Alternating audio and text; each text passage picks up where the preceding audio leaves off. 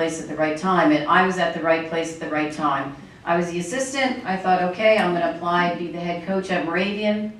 So I became the head coach at Moravian in 1987, and here I am, how many years later? That's a long time, right? Come on, who's good at math? I heard somebody say they're math majors. Okay, I'm in my 29th year. Yeah, that's pretty good. So 29 years later, it's, and if you would have asked me that in 1981, 82, 83, if I would still be coaching, I would have said, I don't think so. You know, along the ways, I've won a few games. We played for a national championship at one point. I've coached National Player of the Year. I've had some pretty good success, but that's not why we're here. But I wanted to just give you a background about myself and coaching and how I got there. I also want to tell you that I'm so excited to be here with you guys in the MAC because Moravian was a member of the MAC up until probably, we don't know exactly, 7 years ago, I think. It's good to be back here. So now we're gonna do a little quiz. So everybody have your quiz. Coaches, you could play along too. So the reason we're going to do the quiz is we're not going to grade it, obviously, and there's no right or wrong answer.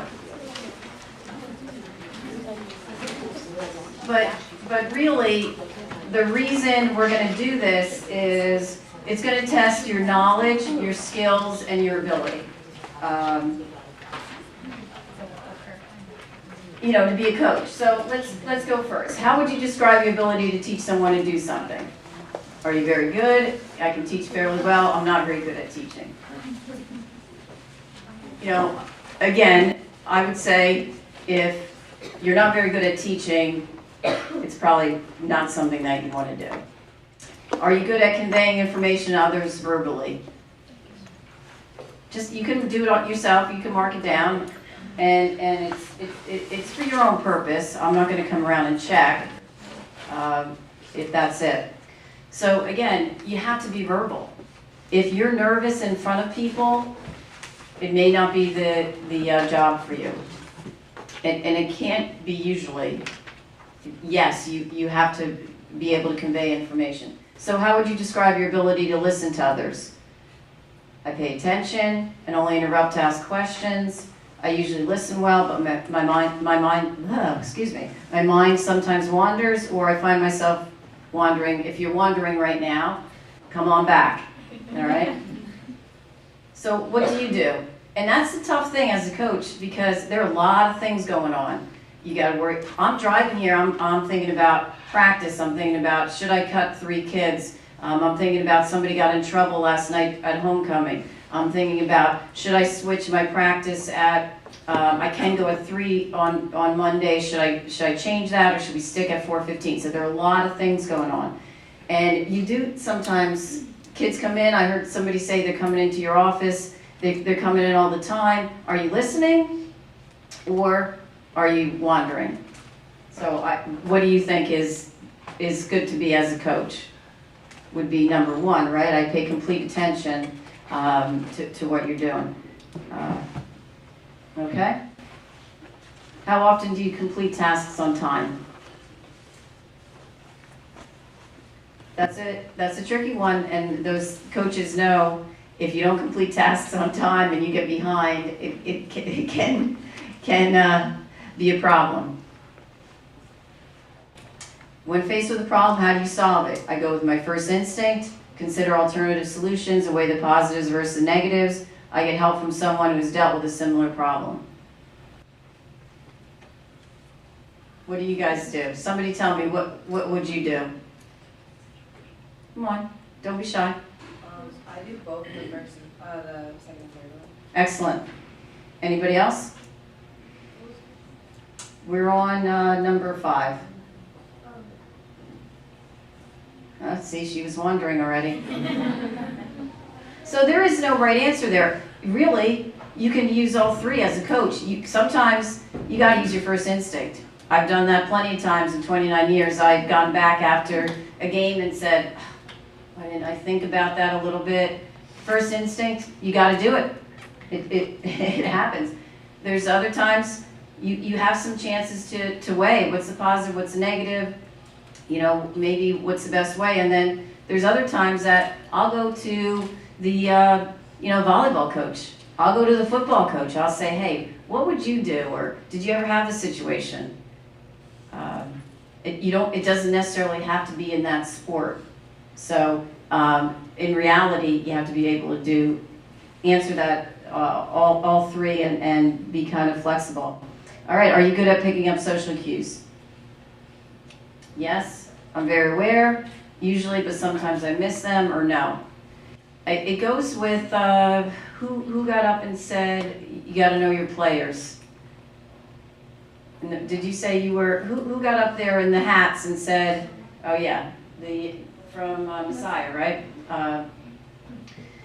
You do, that's huge. Sometimes a little bit, when you're talking to somebody and they put their eyes down and no longer as a coach and as an athlete, and they no longer have good eye contact, you probably lost them, all right? So I always say that to my players. If you're not paying attention, when I go recruit, I watch the huddles. I watch timeouts. I watch whether they're paying attention to their coach. So I've already walked out of gyms of players that are not paying attention. And I'm being totally serious. They actually, the player I'm thinking about played for somebody else and we compete and dropped 20 on us almost every time we played them. And I always thought, oh, but it wasn't the kind of player I wanted to coach. So you gotta pick up social cues. That's just a little something. All right, you guys with me? All right, I haven't gotten in a hook yet, so I think I'm pretty good. Are you good at putting together seemingly unrelated facts to form conclusions? When I did this, I started laughing to myself on this, but it's true. Sometimes you don't even know how you got there, and we're not even talking about X's and O's. I'm not talking about the game. And sometimes it is. Sometimes you do have to put X's and O's, in my case, X's and O's together that are not related. But I'm just talking in general.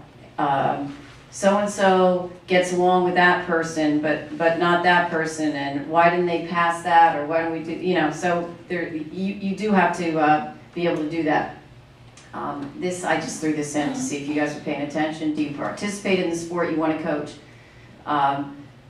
But that's kind of interesting because I know people that are not coaching the sport that they competed in, and sometimes that's okay. But for the most part, you probably want to compete in what you want to coach in.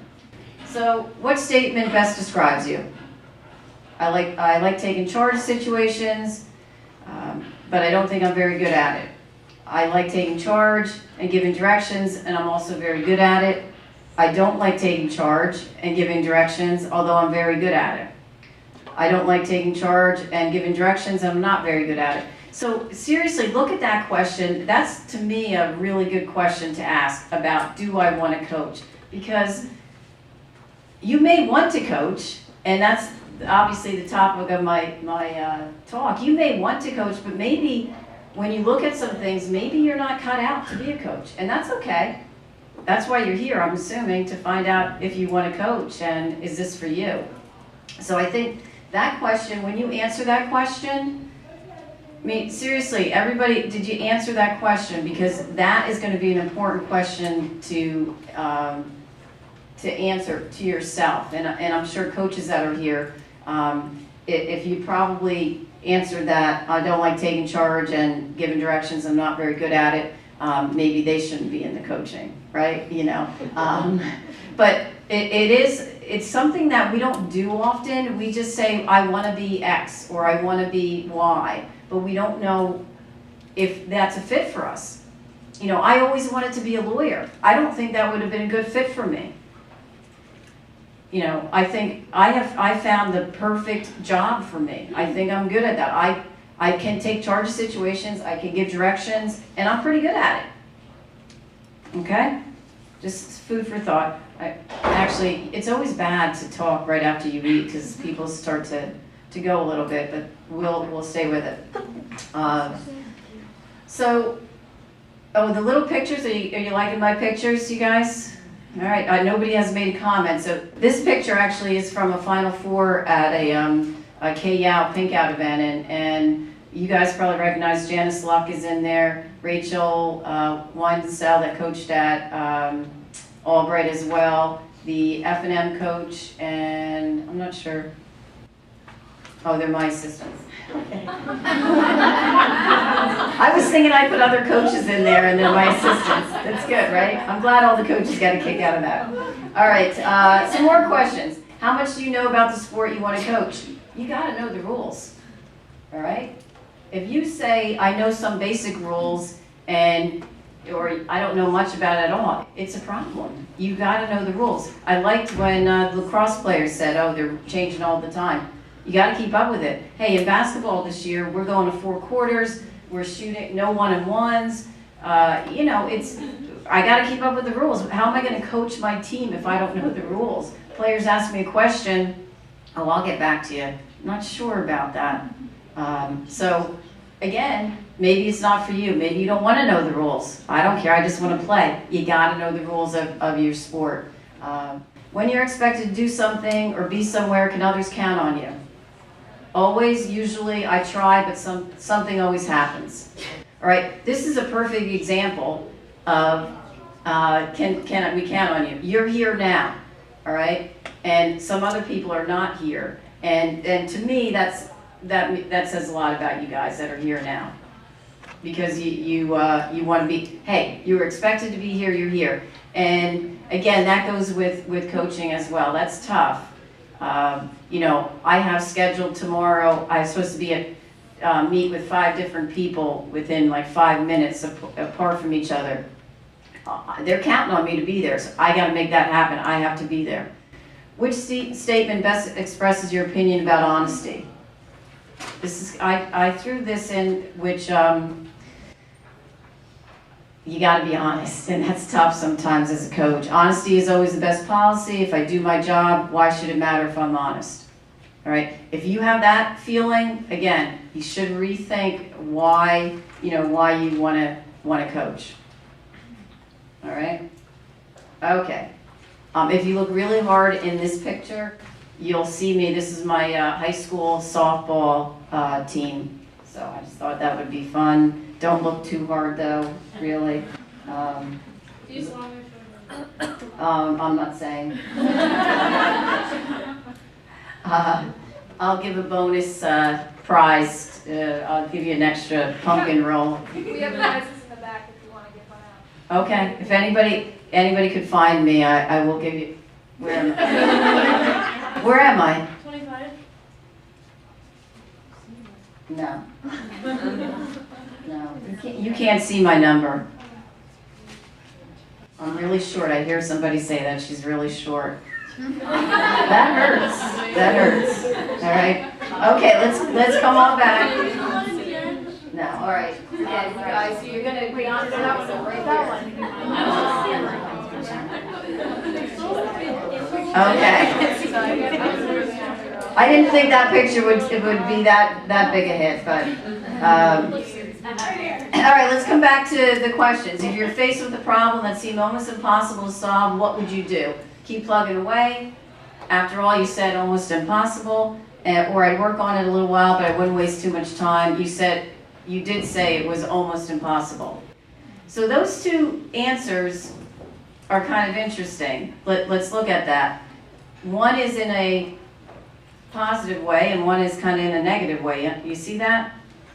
And so, again, when I was doing this, I thought that's what happens sometimes when you're coaching. You have to look positive, make the negative positive, and sometimes the positive may be a little negative as well. So I don't know how people would answer that. That's kind of interesting on how you would answer that. To me, I say nothing is impossible, and I think as a coach, you probably have to get that in your brain. How do you feel about taking new challenges? You're always game. I'm willing to take on a new challenge, but prefer not to. I don't like new challenges. So when I got a email about the talk, I knew I had a Special Olympics clinic today, and I have practice today. So I could easily have said, you know what, thank you very much, but I'm really busy today. But part of it, this was a challenge. I obviously had to spend some time finding all these pictures for you guys, so I had to take time away. We started practice October 15th, and it's a busy time for me, but it's a challenge. I wanted to come and hopefully share a little bit of my knowledge, and also give back to a field that I think has been really good to me. So this was a challenge for me. So I'm always game for a challenge. I embrace a challenge. Ken asked me how my team's going to be. I think we're going to be okay. Hopefully we're going to be more than okay, but every year it's a challenge. I look at it as a challenge. Yeah, I think we're really talented this year, but my challenge is trying to get us to play together, because I have a lot of kids that want the ball. So that's my challenge for my team, at least. So again, how you answer that question, if you're not always game for a challenge, you may not want to coach, because you're going to want, every day is a challenge. It's something different. Just when you think everything's going great, there's something else that's a challenge. Oh, there, I got that from one coach already. You know what I'm saying, right? So what we just did, the quiz, it wasn't anything for again, like I said, I wasn't grading it, but what we did was we did their knowledge and skills and abilities that we just did to be a coach.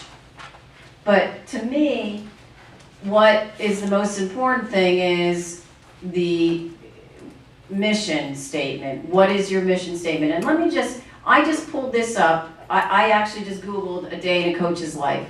And this is what people wrote. These aren't my own thoughts here, but you could read it. Initiate problem resolution, assist in scouting and recruiting, monitor individual student-athlete progress to ensure academic eligibility, teach and instruct, all aspects, promote sportsmanship, foster good character, supervise students, practice area, locker rooms, buses, encourage student participation, establish rapport, maintain equipment and uniforms. So those are some things in the life of a coach that other people have said. So a typical day in my life, I will tell you, is I'm up at, do you see in the background? I have a dog, so a typical day is I'm up at 6 a.m. For an afternoon evening practice. If we have an early practice, I'm up at 3:30. I walk the dog, I eat breakfast, I drive to work, I meet student athletes, I meet with the athletic director, assistant coaches, review practice plan. We have a 40-minute extra workout with specific groups of players. Text message from captain about a team issue, which I got yesterday. Change schedule to allow meeting with captain. Ran to the hub to get food for lunch, eat at my desk, do an email, meet with recruit and parents, contact NCAA or a conference regarding upcoming program, talk with professors, watch film of opponents, schedule game, transportation, call a coach from another college for scout or for just to talk to them. Work out in a fitness center if I can. Maybe we have a community service event, we have practice, I drive home, I walk the dog, I eat dinner, I watch Grey's Anatomy, I Scandal and How to Get Away with Murder. And then I pass out in my chair. That's only on Thursdays. I threw that in because I was doing it on a Thursday. So that's the only TV I actually watch. Thursday nights are, all the kids know, Thursday nights coach is watching those shows. So I do have, that's my only vice, and I try to do that. So that's a lot going on, and again, I just picked certain things and things that were happening. So you gotta go. You gotta be flexible. You have a lot of different things. I think my day is one way tomorrow. It may be totally different. You know, we don't have practice on Tuesday. I'm thinking, okay, what can I get done on Tuesday? I'll catch up on my recruiting. Maybe I'll leave early and take a run, you know, or whatever. Tuesday comes, I don't get out of work till 5. I haven't caught up in any recruiting. I haven't done anything. So it changes. So the biggest thing that I would say is you want to be flexible. So what I want to really talk about is, why do you coach? Why do you want to coach? All right? Because really, the knowledge, the skills, and the ability, anybody could coach, right? The quizzes, you know, anybody could coach. But really, why do you want to coach? And again, I Googled things and I dug up. These are two answers that people wrote. The deeper you get into coaching, the more likely you are to create a purpose statement that concisely explains why you coach and guide you. All coaches should examine as thoroughly as possible, why do you coach? Your answers will surprise you and bring deeper commitment to the student athletes we serve. So you got to ask yourself that question, why do I want to do this? Do I think it's kind of fun? Is my coach really nice? I think that's what I want to aspire to, you know, whatever. That's the question, why do you want to, that's what you should be asking yourselves. Because again, maybe it's not for you. And these were themes that coaches pay it forward, make a difference, teach skills, the joy, the thrill of victory, it's fun, few others will, which is true. Spend time with young people, improve athletics or your individual sport, and to teach.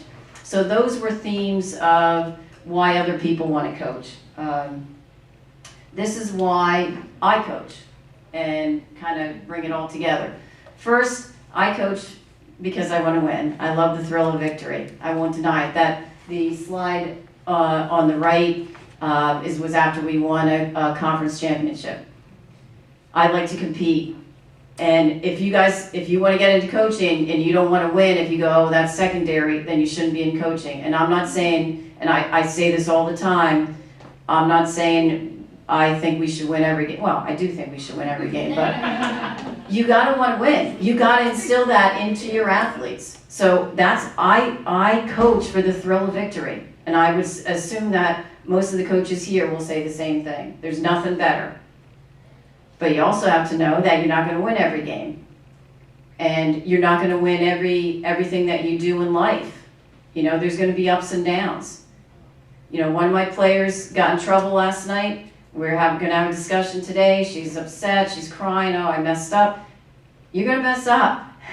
You know, how do you bounce back from that? So how do you bounce back from the loss? How do you bounce back from, you know, but to me, there's nothing better. I've won over 500 games. That's a lot of thrills for me. You know, but I've also lost over 200 games, and that's a lot of bummer nights for me. But that's why I coach. The other reason, the picture I have, pretty good selfie, right? That was at the airport. We were going to Spain and Portugal with my team a couple years ago. That's also why I coach. Because you get to be with your players. I took them on a trip they're never going to experience.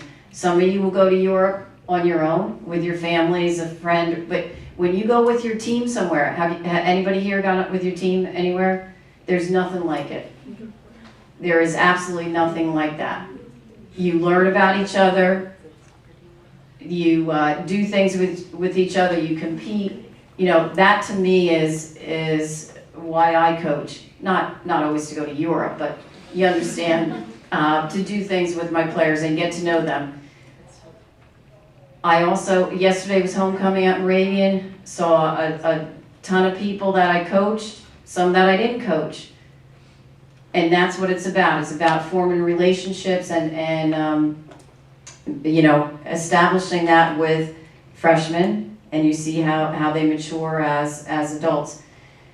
The other part of the piece that I want to say to you about coaching and should you, could you, will you coach is, you've got to have, Ken, I thought he was going to steal my thunder. Marie turned him in and he said, heart.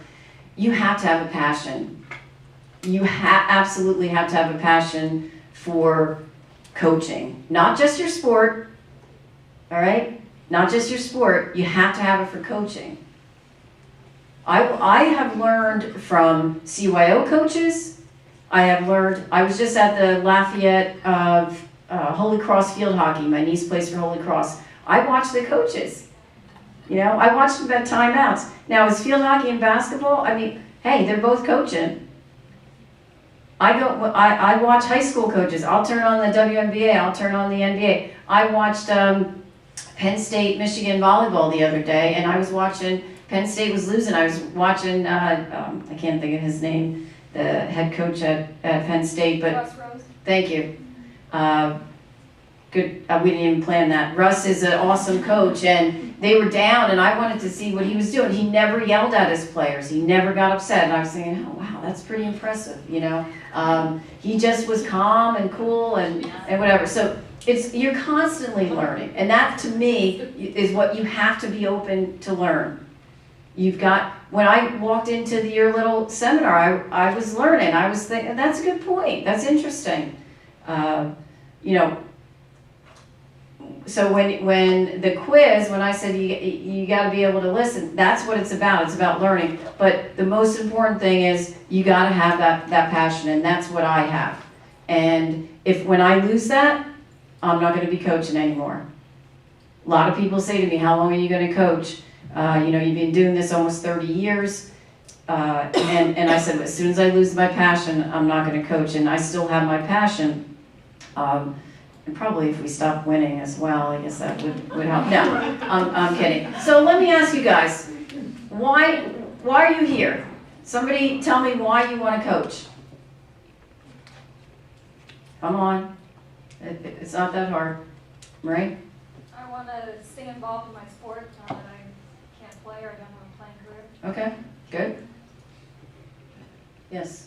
I feel like sport has like shaped me as who I am as a person. So like I want to do that for someone else, and I want to keep on changing. Good. So like it changed me now, and it's gonna make me better even then. So you saw what it did for you, and you want to pass that on to somebody else. Great. That's good. I'm Yes. telling you at lunch that I haven't coached in 25 years, but I still have such a passion for it that coaching an under 13 travel team is one of the most fun things I do. And it's Right. just about that no matter if you've coached and you have a passion for it, I don't think it ever dies. Good. Yes, in the back.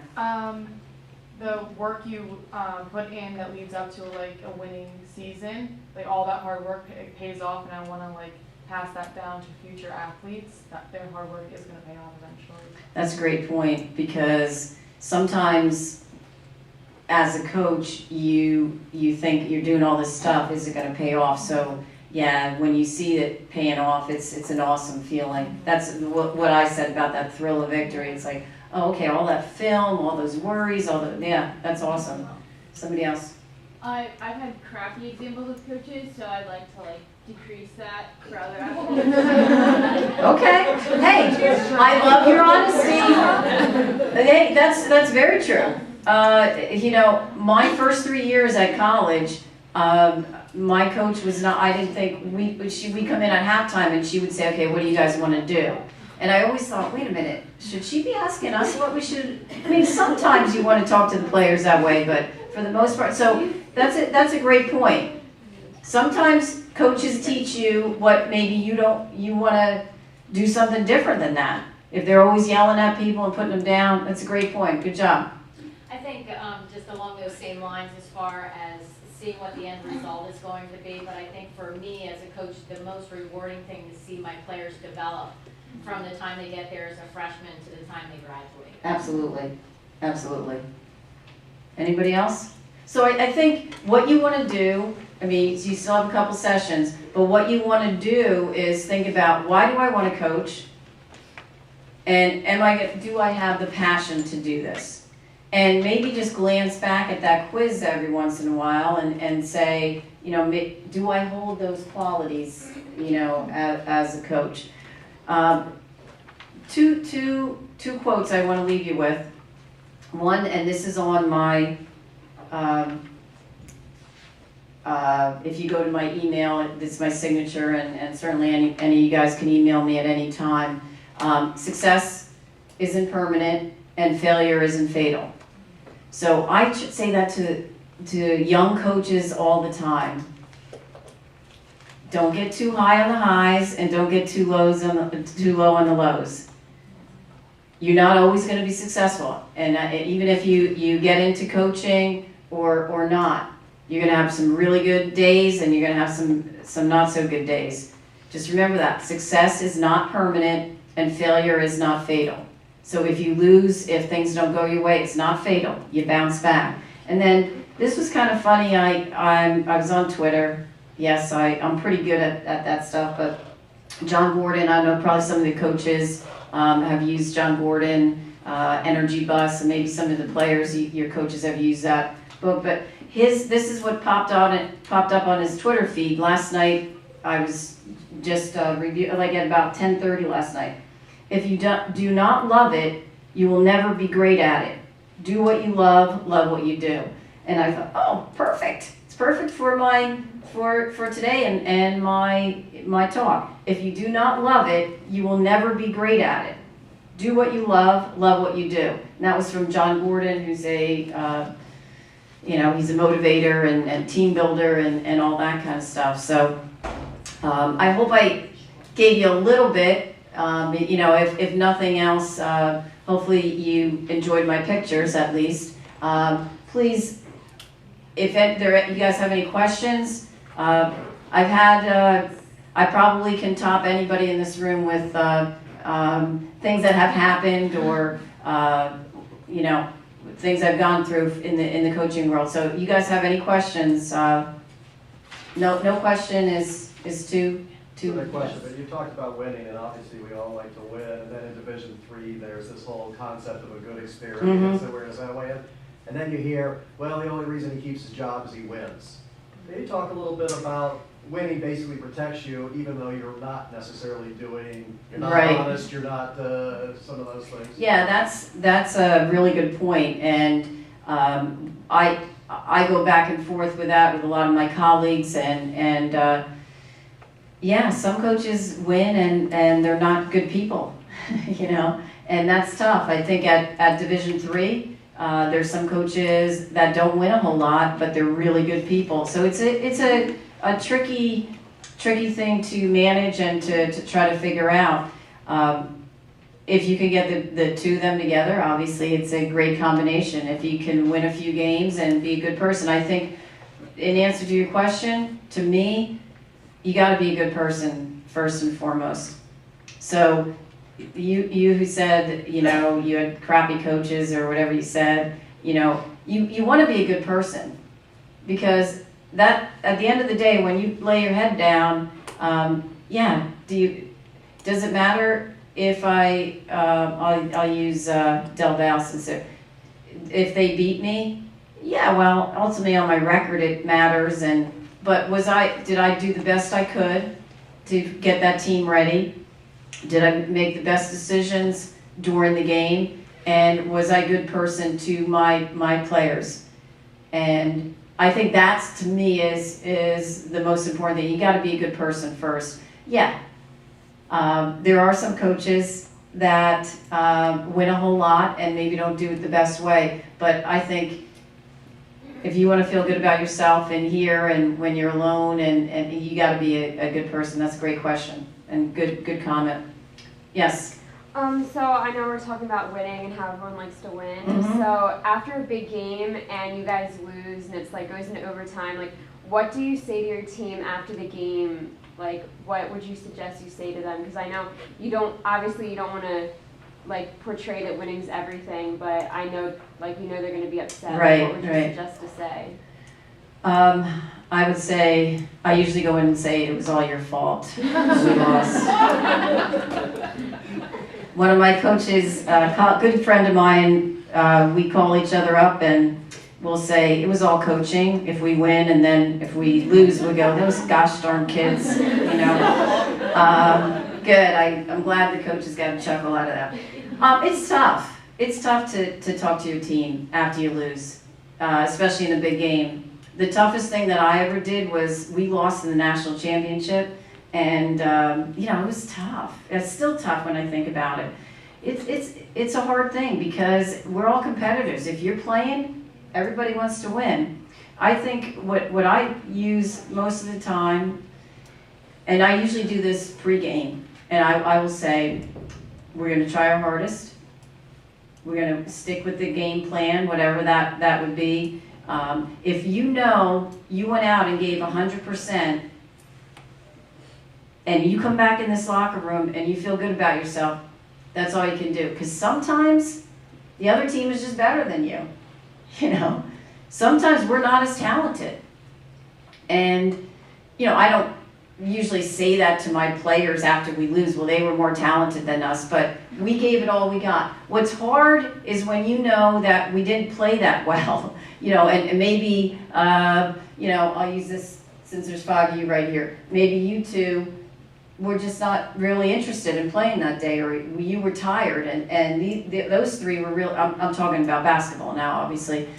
Those three were giving it all they got, but these two were not. So that's when it becomes tricky in coaching, because you don't want to come in and say, you guys didn't work that hard and you didn't give it everything you got, because those three are about ready to pass out because they gave it everything they got. But these two were like, I don't know, whatever. That happens. And I'm sure as players that has happened. You haven't been totally in. So as a coach, you have to try to get those two players to play their hardest. So after that kind of game, what I would say is, you know, we have to do a better job as a team. We all have to be 100%, including the person including these 4 who didn't get in. They have to be focused. They have to be into it. Because sometimes what happens, the 4 players that are out are as important as the 5 players that are playing. Because if they're totally bored and they're doing one of these, looking at the stands, going, coach, she doesn't know what she's doing, it's a problem. And again, I watch this. My players, they always say to me, Coach, my God, you hear everything, you see everything. I'm watching my bench sometimes more than what's going on in the field, or the court. Because if they're not paying attention, checking out their nails and, you know, tying their shoe, and they don't know what's going on. So to me, after a big game, when you lose, you got to make sure that you have played with complete, the whole team, 100% energy and effort.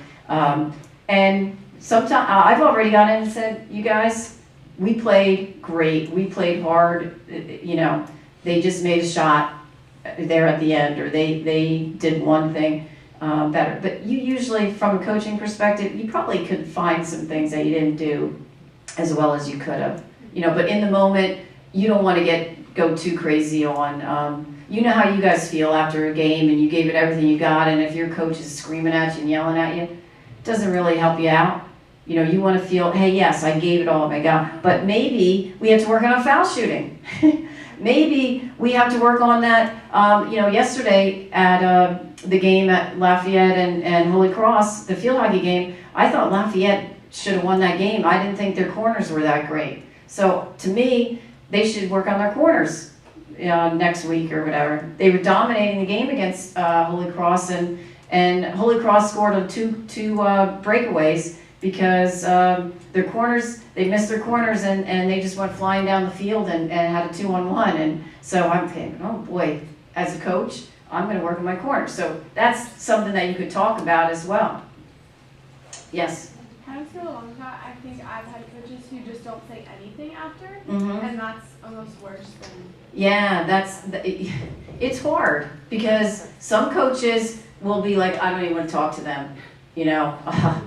And if you're going to coach, don't do that. As much as you are, maybe I'm really angry with these two that they didn't give their best effort, but you still have to talk to the team. You still have to, and I think that goes along with one of the questions I had on, sometimes you got to do things that maybe you don't want to do or say. So, other questions?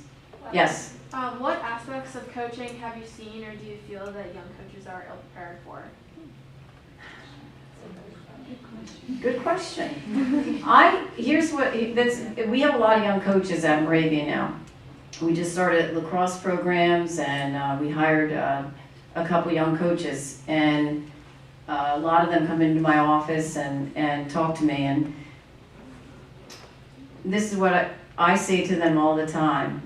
You've got to work your hardest, so that's my biggest thing to young coaches. You gotta work your hardest. Don't think you know everything, because you don't. I still don't know everything. And make sure you treat your players fairly.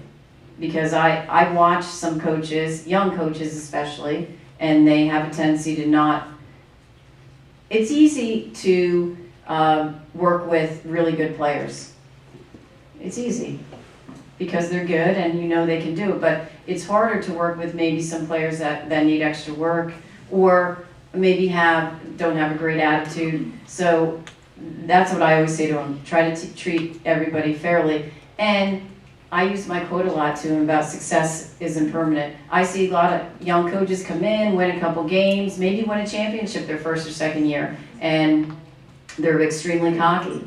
And I go, you just wait. What goes around comes around. You can't act like that, because you're not always going to win 20 games, or you're not always going to win a championship. So you have to kind of even it out. So I think younger coaches have to tone it down and be a little more even. So that's what I would say to you guys. It's good to be, we're going to win, we do this and that, but you've got to be more steady. And I think that's probably one of my strengths, that I'm pretty steady.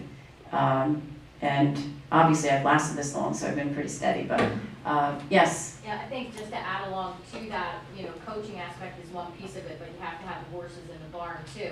So Absolutely. The recruiting piece, and I think what I've seen a lot from young coaches is they think that they can just go out and contact 20 athletes and they're going to get all 20. Right. And recruiting is a huge piece, especially Absolutely. in Division III, and you have to go out and you have to be looking at 200, 500, athletes just to get the 10 that you really, to fill that roster or to fill those spaces that you need to make. Yeah, that's a really good point. I say that all the time, and I've had a couple of years we haven't been, great, and somebody goes, what happened? Not a really good job at coaching. I said, I coach the same way I do every year, but if you don't have, you have to have the people. I have to have somebody that can put the ball in the basket, who can play defense, who can rebound the ball. If I don't have them, it's pretty hard to coach. So I think it's a great point. And Division III, if you're going to coach at Division III, that becomes challenging. Division I, obviously, I think Ken said, is a lot easier. You can hand out scholarships. Division II, you hand out scholarship. High school is tricky because whoever comes to the school is what you got. So sometimes you're working with some really good kids and not. So I could stand up here, obviously, and talk for a long time, but I know you guys have other great speakers and other things to do. Appreciate you guys listening. And again, shoot me an email. It's not too hard. You can find me on Twitter, Coach MBS. I'm on Instagram. I have Snapchat, but I don't really get that. So good luck to you guys, and hope everybody finds their passion.